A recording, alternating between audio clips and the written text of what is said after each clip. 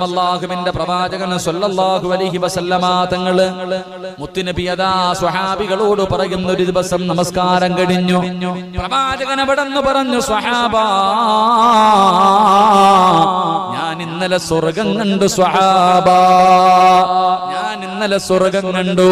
അല്ലാഹുവിന്റെ പ്രവാചകൻ പറയുന്നു, ഞാൻ സ്വർഗ്ഗത്തിൽ ഇങ്ങനെ നിൽക്കുമ്പോ എന്റെ മുന്നിലൂടെ ഒരു ചെറുപ്പക്കാരൻ ഇങ്ങനെ നടന്നു പോവുകയാണ്.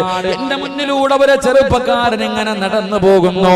അല്ലാഹുവിന്റെ റസൂലിന് നല്ല പരിചയമുള്ള ചെറുപ്പക്കാരനാണ്. പക്ഷേ ആരാണെന്ന് തിരിച്ചറിയുന്നില്ല. അല്ലാഹുവിന്റെ റസൂൽ ഇങ്ങനെ നിൽക്കുമ്പോ